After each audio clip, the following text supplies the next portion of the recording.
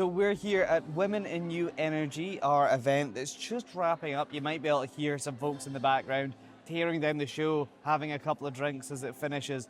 But Erica, you've really been the star of the show. You've been on stage all day. Tell me. I'm exhausted, but it's been super exciting, really great, such a good vibe. I started off speaking to Tara Singh, Chief Executive of Renewable UK. She came up to Aberdeen for the first time. It was sunny. She said, oh no, she's been up in Aberdeen before, but any other time it's been raining. So, we brought the sunshine up for her. She was really great in telling us, the story of her kind of like career arcs, and it was really inspirational. She gave a great shout out to Energy Voice. She said that everyone wants to read that first because, we're the ones that have the most measured and interesting analysis of what's going on in the energy industry. So thanks, Tara. And then, of course, she was just a great way to kick off the whole day, set the tone high, which is kind of what we're hoping for Women in New Energy. Of course, and if people want to hear your chat with her, well, that's obviously on the Women in New Energy LinkedIn page. Yeah. But before she came here, she was down in Manchester last week for her Global Offshore Wind conference. It was her big debut as Chief Executive of Renewable UK, first big show. That's their first big show since she started. And she was interviewed by our Matt Perry.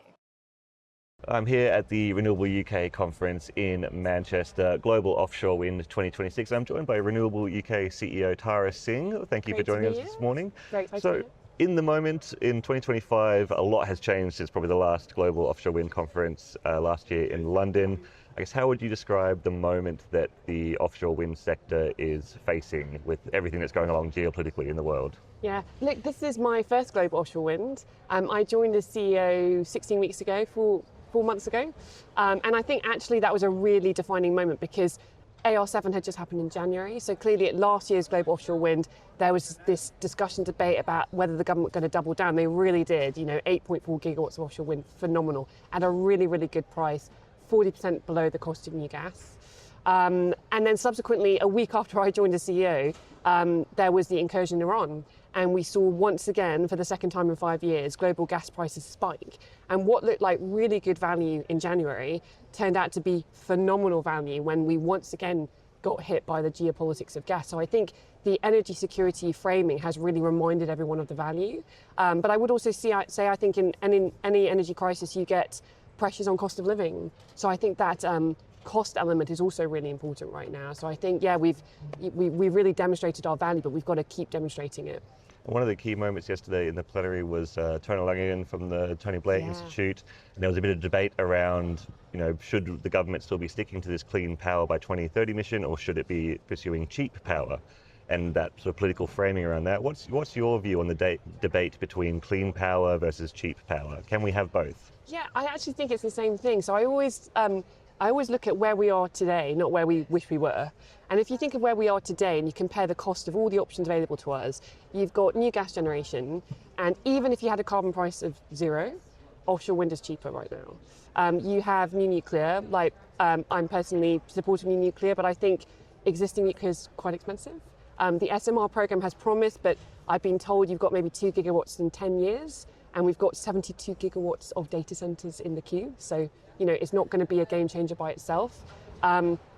Therefore, what's left after that? If new gas is expensive and volatile, new nuclear is potentially quite slow, it's really scale renewables. So I think given where we are today, clean power and cheap power have to be the same thing. But that's not to say we can't work hard to get costs out of the system. And I think, you see the Fingleton Review for nuclear, a lot of the challenges that all infrastructure faces, so does offshore wind. And the more we can do to make the planning framework predictable and fast moving, then the cheaper energy will be for everybody. And same for supply chain policy. The more we can do to de-risk that up front, then the cheaper everything will be for everybody. What's your view of how the Labor government currently is handling that energy transition? Are enough people from the oil and gas sector being helped to transition into renewable jobs at the moment? Are those jobs coming in quickly enough? How are you seeing the energy transition progress right now?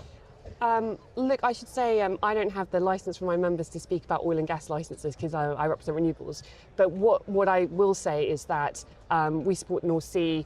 30% of our members already supply oil and gas as well. if you look at floating in the future, 60% of those skills and capabilities will come from oil and gas. And also I think, it clearly has a role for revenue and taxes.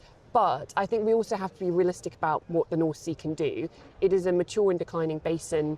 I think OE UK says that by 2050 it can supply maybe half of our net zero gas demand. And that means that it's not an answer to energy security by itself. So I think, let's support the North Sea, but be realistic about what it can provide. In terms of that transition piece, I think we're working very closely with the sector on passporting. So if you have skills in oil and gas, they can get recognised in offshore wind as well. But I think there's also a little bit of a smoothing that's needed, because sometimes these things are not exactly in sync. And I think that's really why it's important that we have that steady pipeline of floating projects, because it helps to create that future industry that we can move oil and gas into. And are those floating projects, the deep water wind projects, those future ones that will rely on those supply chain skills in the oil and gas sector, do you think that they're coming through quickly enough, or are we going to lose some of those skills in the interim? I think the stepping stone approach the government is taking is the right one. Because these are innovation projects, we have to kind of prove we can get the costs down. But I think, that sinking point is really important, and it is really good the work that lots of companies are putting into doing this. And obviously a lot of the companies that work in floating and oil and gas are companies like Equinor, who have that expertise for both. So I think, it is a difficult challenge, and I think we have to learn the lessons of previous industries, right, where we've got to make sure we have that future industry before allowing existing industries to not succeed. You mentioned Equinor, one of the companies in the oil and gas sector that is still investing in offshore wind, but quite a lot of others have sort of pulled back on their investments. We've seen Shell withdraw from the Campion wind license. BP has sort of tied their projects in together with JERA-Nex, but they're not progressing new offshore wind projects. So how are you seeing the involvement? There was a lot of enthusiasm a couple of years ago from the oil and gas sector to get into offshore wind, and we're seeing that pull back. How is that affecting the offshore wind sector? So I think, if I may correct you, on BP JERA-Nex, I understand that they're still pursuing two very large projects, and I think together that will supply more than 4.5 million homes. So I think one license they have given back, but the others are still progressing. I came from Shell, so I will tell you my unofficial hot take. I think that there is always a debate about whether certain company structures make sense for them to invest in offshore wind or not. And I think a lot of it is about how you want to do business. Can you be nimble enough? And I think we have a huge array of companies investing in the UK. We have a huge array ready to bid. I think we're going to have more than double the capacity that we got in AR7 ready to bid for AR8. So there is a lot of investment there. I think it just depends whether some of these very large, complex companies feel they are nimble enough to deliver power in the way that they need to. And I think that's a question for them. But we're not worried. There's lots of companies who are excited, and rightly so. And in terms of some of the other challenges facing the offshore wind sector around grid connections, planning reform, ports and the enabling infrastructure, what do you make of how the government is tackling those issues at the moment? Is there anything that you wish you could see more of in terms of policy? Look, I think on ports, every successful energy transition has required ports. And if you see Norway and France, they've just thrown money in, and that's really paid them dividends. So we were really pleased to see the National Wealth Fund put 200 million into AB ports. I thought that was great. I think through FlowMIS, we've seen kind of some money going to like Port Talbot, which was also very good. I think more is needed. That would, we need those ports ready to build and deliver offshore wind. I think on the planning and grid, it's actually the same challenge facing everybody.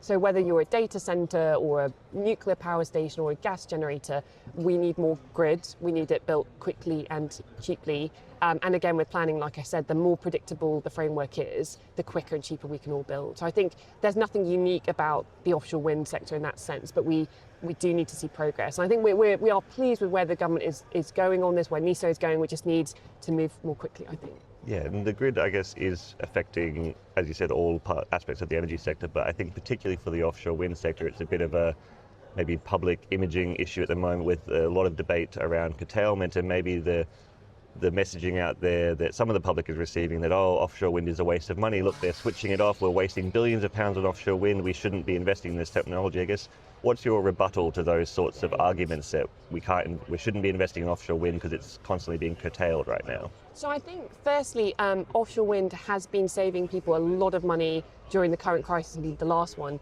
even with curtailment. So I think in the 2022 Russia-Ukraine crisis, the government spent £44 billion subsidising gas prices, whereas renewables on fixed price CFDs paid back £500 million and avoided another £11 billion of imported gas.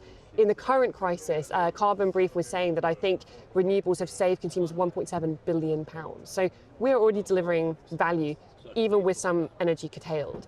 I think in terms of the actual curtailment question, it's really that the wires haven't caught up with the wind. So a lot of countries, Texas, my favourite example because it's considered quite a free market state in the US, they are the main wind state for America, and they built the grid from the windy areas to demand areas, and then the wind came.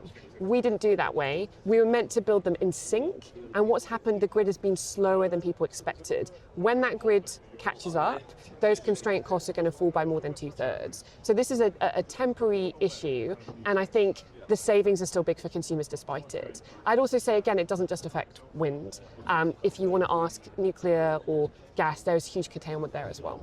And I guess, how are you, as in your new role as Renewable UK CEO, planning to, I guess, make that argument to the public, make that argument to government, to political parties like Reform that are the ones mainly making this argument that offshore wind is unreliable, it's intermittent, we're curtailing it? What's your plan to tackle some of those detractors? Yeah, look, it's a great point. I think something we've been doing is we've been trying to build a model which we're going to share with all political parties, think tanks, where you can input all your own assumptions about where you think different things are going to go. And what we've seen with our own kind of beta testing model is that in every scenario, onshore wind is always the best value. Like, you pick your gas price, you have a carbon price of 0, you add on a bit of curtailment until the grid is built out. Onshore renewables are so cheap, and I don't think the consciousness of some political parties have caught up with that. And I say again, if you look at Texas, which is like shale gas capital, they are building wind and solar because they are so good value. And we don't have cheap shale gas, right? So for us, it's even better. I think offshore wind is still phenomenal value if you imagine even no carbon price, but a gas price of January, so not today. So I think once you really go through that, it's interesting because you can see, given where we are today, what does it make sense to build? Because I think there is a little bit of a kind of sort of, gosh, I'm going to be really mean to older people, but like when you talk to older people who have a house, they'll say, oh my gosh, like house prices are so ridiculous, they're so expensive, which is true because when they bought houses, they were really cheap. But given where you are today, you can't imagine, oh, well, thanks, let's just try and imagine we can build a house on 2020 house prices, right? Like, I think we've got to reflect where we are actually today. And given where we are today, what are the alternatives available? And I think you will see that renewables are the best value. It doesn't mean they're as cheap as they could be, and I think we need to do everything to get the costs down, but they are still cheaper than all the alternatives. So now coming back to Women in New Energy, I was speaking to Heather from Pinsent Masons because we kicked off this conference with a segment on AI, which was really praised throughout the show as being, like, we weren't just speaking about diversity and inclusion, we were speaking about the hard-hitting topics within the industry. And let's face it, AI is the hot button issue right now. It really is. One of the things that they were looking at, was actually describing, the impacts in the industry. What is agentic AI? How is that going to be, cascaded through the industry? And it was just really useful to have some real experts talking about a topic, that everyone talks about, but they're talking about with some quite gravitas, I thought. Yeah, and we had a legal expert coming on to speak about the governance of AI. So let's stop yammering, let her talk. What did she say? She had some really interesting things to say. Great.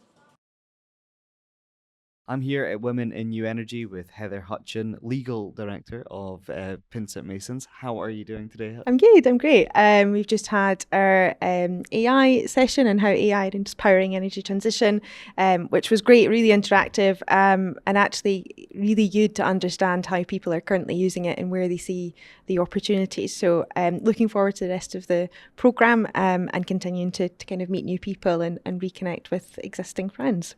AI is certainly the hot topic right now, isn't it? And I did want to ask you what your key takeaway there was. You were speaking about governance, but was it just the scale of adoption of AI that was your takeaway? I think fundamentally it's about building an infrastructure that supports the rollout of AI. AI is coming and it's accelerating a speed of change, but fundamentally it doesn't solve issues as and of itself. It needs a workforce and a system backing it to ensure effective deployment. And those companies who recognise that and address that will be those people who fundamentally get the best use out of it. And when it comes to that, we know that with AI. I was speaking to Steve, who was on your panel just now last night, and he was speaking about AI. Much like anything, it's that sort of old adage of garbage in, garbage out. If you don't provide it with the right information, it can't give you the right information. And you were speaking about we were speaking about training as well on the panel, and I was interested with that governance kind of piece that we were touching on about. How do we apply sort of standardized training that we have for, say, like manual handling and working at heights and things that we have in our energy sector and across? I mean, I've worked in bars and fast food, and I've done so many manual handling training courses that it's unreal, and they're all the same. So there is a standard there. Do we need that for AI to ensure that we don't risk potentially safety issues with bad sort of recommendations coming out, or what's the legal framework there? I think fundamentally it is about training people to how to most effectively use AI for the purposes that they're seeking to utilise it. Not everyone is using AI for the same purpose. It's about understanding what outcome you're trying to achieve and then delivering training that ensures that people are as well equipped as they can be to deliver that outcome with the use of the technology that they've got. And DNV had a really interesting recommendation that I believe is being taken on board by government. I was speaking to Harry from DNV at All Energy about this idea that because AI is that hot topic, because it's that buzzword right now, everyone kind of wants to latch onto it and get it in their organizations, and sometimes they're missing the why. They go, well, that's the what. Yep. But what are you actually wanting to use this tool for? Because at the end of the day, it's a tool. When it comes to that, how are you seeing that from your perspective of a governance standpoint? Do companies need to be assessing how they use AI before they introduce it? Yeah, it's about setting a kind of clear AI strategy. What are you trying to achieve, and how do you see AI intersecting with your existing workforce in order to deliver the outcomes that you want it to? So I think it always starts with a strategy and framework and governance, controls and safeguards, and also understanding the limitations of it so that you can most accurately get to those outcomes that you're looking to achieve. And just on, at the end of the panel, you were asked about the most effective uses of AI, and you pointed to a couple of anecdotes. I'd be interested for you to dive into those a little bit, but I'd also be interested in the flip side, because I'm a journalist. I love the bad news. What are the dangers of not effectively introducing AI into a system? I suppose fundamentally it's about ensuring that people understand what its best use cases are, and AI is not the solution to all problems. There are various situations where there are other tools or methods that continue to yield the best results, and fundamentally it's about striking that balance and essentially coming up with those effective use cases in order to actually address the outcomes you're trying to get. But fundamentally it starts with identifying where the challenges are and getting AI tools that meet those challenges, not starting with an AI tool and then figuring out how it can mould to the existing problems you've got. You need to start with what the challenges are. So you don't go to B&Q and get a new spanner and then go, now what do I need the spanner Exactly. There we go. Well, tell you what, I think we should tie back to women in new energy briefly. Last question of the day. What are you hoping to see? You were saying that you were looking forward to the rest of the day. What are you hoping to get out the rest of the day? It's about fundamentally meeting new people. Actually, Tara touched on it on her keynote speak. It's about speaking to people across the industry, understanding what challenges they're facing, understanding that what people are proposing to actually meet those challenges, and fundamentally building relationships and collaborating with people, because it's such an important part of the success of all of us in this industry. And this event and network is providing an actual foundation for that, which is really important, I think. And to wrap up the show, we've had Catherine from Powerful Women and Duran ex-BP. And I said this to her in the segment, so people will hear this in a minute, but really being from that DEI group and an offshore wind focused company, she's really the embodiment of women in new energy. She 100%. was the whole thing. And, you know, she's a pal of yours. I hope she's become a pal of mine. I think we had a really great chat. You know, a connection. Yeah, we had a good. connection, definitely. Great. And it was a really interesting chat about, you know, the difference between mentoring and sponsorship. And I asked her a really interesting question, which was, she said on stage she wants to, you know, with the latest State of the Nation report, it says that the representation in the boardroom of women is slipping. She says, well, when life gives you lemons, make lemonade. I asked her, I thought we've always been trying to make lemonade. Are we using the wrong recipe? We're back here at Women in New Energy, and I'm joined by Catherine from Powerful Women and Duran ex-BP. I feel like that makes you the most qualified person in the room to speak about all things women in new energy. You hit all of those points. How have you found the event so far? Oh, brilliant. Well, thanks for having me today and the opportunity to speak on the panel to a sellout audience, which is awesome. It's great to see, especially in Aberdeen today.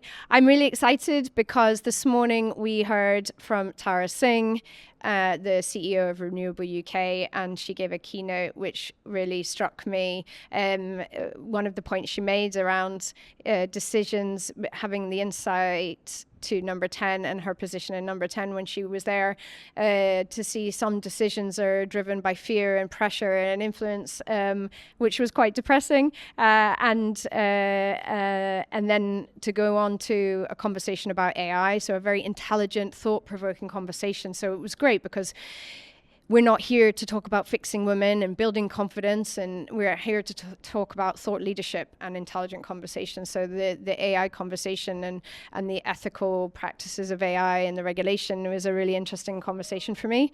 And then obviously we have all the stands, ranging from like offshore safety to AI itself. So it's great to see, yeah.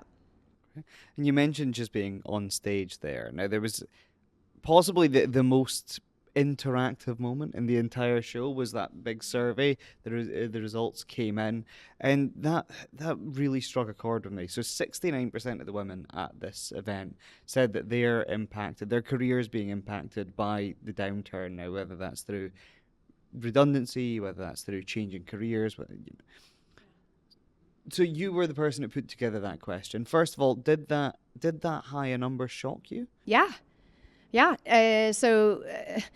It proves that, especially the local context in Aberdeen is really important to me. That's why I became a Powerful Woman ambassador for Scotland, because our voice, our Aberdonian voice, needs to be in the room. And it is a real shock to know that figure of 69% of women in the room are going through either a major career transition, and that they're choosing to leave the industry. I had a conversation with a lady who, after a year of trying to find a job, she's a geologist, and she was made redundant a year ago, and she's over 50 and she can't get a job. So she's leaving the industry. She's going to civil engineering and working in that capacity. It's a real shame. We're losing the women, and we need to change that. Well, if you want more of an Aberdonian voice in the podcast, then we can make sure to speak a bit of Doric if you fancy. Yeah. But I guess when it comes to a more serious note on that, how do we fix that problem? that issue that we're seeing, 69%, such a massive figure. You spoke at the start about Tara this morning mentioning sort of an insight into government. Stuart Payne, your fellow panelist, mentioned, government involvement in sort of, initiatives to make sure that women aren't as disproportionately affected by sort of circumstances in personal life, like becoming a parent and shared parental leave and so on and so forth. Is that the way we fix this problem, or is this a problem that's unique to the energy sector? I mean, have you got all day? I And have we don't all even the time in the world for you, Catherine. I mean, there's so many layers to this. Unfortunately, it's never as simple. There's no one answer. There's no one panacea. And as Carla, my other esteemed panel member, mentioned, it depends on what stage you are in your career as to the reasons why you might be leaving or experiencing a career transition. Everyone has a role. So government, regulators, private companies, industry, we all have a role. And actually, in Powerful Woman's annual State of the Nation report, what I like about it is that it has next steps and actions that you can take today to address this, but also longer term actions that you can take. One in particular that I like is the robust succession planning and also tracking attrition rates and making sure that you are and promotion rates, making sure you're aware of that talent pipeline and the risk of a leaky pipeline is flagged. But read the report, download the report, read the report, understand the actions we can take. I think that's the important thing. You mentioned the State of the Nation report, and you mentioned you highlighted some key findings, and I'll be honest with you, it didn't fill me with confidence. There's a lot of slipping backwards, isn't there, this year? And you were asked about that and about, what can we do to counteract that? And you said, when life gives you lemons, make lemonade. Now, I want to ask you, I thought we were all trying to make lemonade already. Are we following the wrong recipe? Oh, yeah. Yeah, maybe. I think you're right. I'm an optimist. I don't know about you. You strike me as an optimist. I'll be honest, I'm a journalist. I'm a pessimist. Oh, no. Okay, but anyway, I'm an optimist, and it's important to say that we have overall made progress. So Powerful Women is an organization that's 11 years old now. 10 years ago, if you look at what the statistics then, I mean, we have come a long way. So I don't want to lose that progress. It's easy to feel like you're in this vacuum of negativity right now. We have made progress. It isn't all doom and gloom. And us as individuals, we all have a role to play in changing the narrative and changing that. I think that's, we need to. Sometimes in Aberdeen we have a reputation for being a bit dour and negative, but I think we just need to change the narrative, change the outlook, and change from within rather than leave the industry and find your tribe. So that was a big theme coming out of today. Females finding their tribe and a sense of belonging, and I think that as an individual it's hard work. It's really, really hard to do it on your own. So find your tribe, find your collective, and then use that momentum for change. So is your tribe part of the sponsorship model that you were speaking about? Or is that maybe more about speaking with colleagues that are around about the same level in your organization as you and sort of finding your groups there? How do you find your tribe? Yeah, so in some companies, in larger companies, I've spent most of my career working in big corporations. Typically, they'll have networks, minority networks or employee resource groups. So that's one way of finding your tribe. There are many different ways of finding your tribe. It's also finding your allies or finding mentors. They can also be your tribe, sponsors as well. There are different ways of finding your tribe.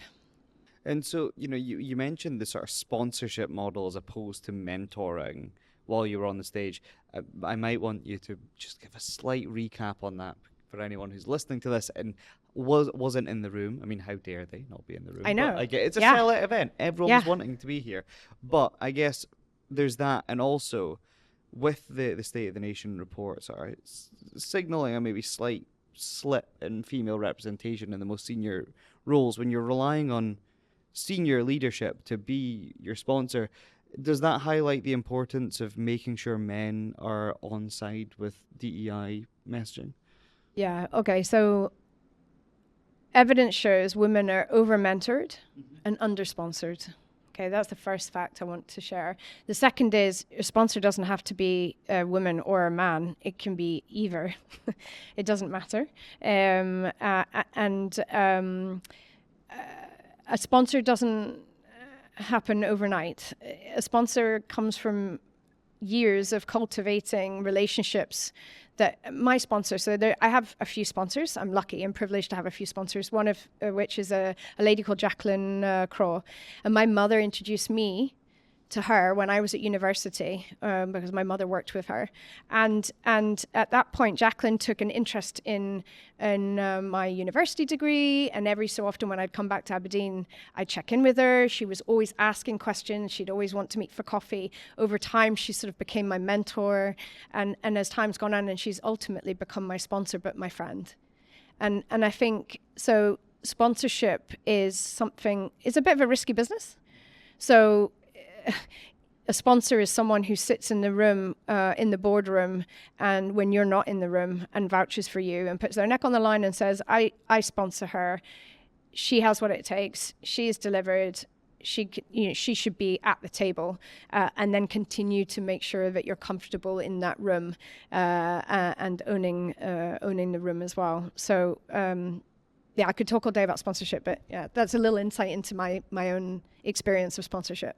Well, no, that was very kind of you to share that, Catherine. I think that's all we got time for. I did say I've got all the time in the world for you, and you can stay here all day. Yeah, but I do think we need the cameras, but it's fine. Right. I'll just catch up with you later. Yeah. But thank no you for editing. joining us. Yeah, there we go. Thank you very much for joining us, and thank you very much for watching. If you'd like to stay up to date with everything that's happening right here at Women in New Energy in Aberdeen, well, there's two places you can go. It's either energyvoice.com or the Women in New Energy LinkedIn. We'll see you there.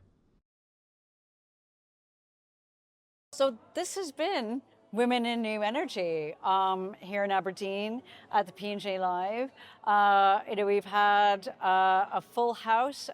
We had 380 people, signing up to be here. Great buzz. What did you think? I thought it was great, and you know what? You've already flipped the script on me, because I was going to go, the outro, I'm going to interview Erica and ask her key takeaways. I thought it was brilliant, but I wasn't on stage. I was very much an observer for it, doing the interviews for the podcast and for our socials, but as an observer, I thought the programme was very interesting and very varied, but of course we will say that. We are the event coordinators, we came up with the event, but tell me, how did you find it? Because you were on the stage the entire day. Yeah, well, for one, I'm exhausted. Fair enough. I know, it's been a long day, but it was so valuable. The reason why we do this is because, the energy industry needs these people. You know what? And, we really, don't need women to change. We don't need them to get better. We don't need women to, improve. We need the industry to just wake up to the fact that they've got like this huge talent pool, and there are kind of hints and tricks to, retaining them, growing them, making them chief executives, and that's all we ask, or that's all that some of them want anyway, and it's useful. Well, that's it. And Stuart Payne from the NSTA, CEO of the NSTA, pointed this out very well. The civil servant sector, it's attracting women and it's keeping women, whereas the UK has, as it was described on stage, a leaky pipeline of talent. And you'd think if one sector was good at securing pipelines, it would be the energy sector, 100%. but maybe not. But yeah. I think it was a really interesting conversation around that, especially at a time when we're looking to deliver on our wind targets in particular. We know from Renewable UK and Scottish Renewables' latest report, we need to double our workforce in the offshore wind sector to achieve our targets. So really now's the time to be attracting new talent. It really is, and sometimes I think the energy industry is its own worst enemy, but there's some very simple things you can do. It can offer better flexibility. It can maybe think about, kind of like supporting people in the workforce who have children or going through the menopause. It's like literally just about thinking, and there was actually some chat for employers of contractors. The contractor space is Wild West, and it really needs to kind of think a little bit more too about, kind of like what they do for that part of the workforce. So there's a lot that could be done. I don't think it's as hard a nut to crack as people think it is. I think there's a resource here that could very easily come rushing back into the workforce, without too much effort. All it takes is just a little bit of thinking. Well, thank you very much, Erica, for joining me. Thank you for being such a great ally, Ryan. Oh, do you know, I try my best. I do try my best. And thank you very much for staying with us throughout all of our coverage of Women in New Energy, whether or not you are keeping track of us on social media, on the LinkedIn pages, or if you've just managed to get to the end of this podcast. Thank you, and we'll see you again, same time, same place next week.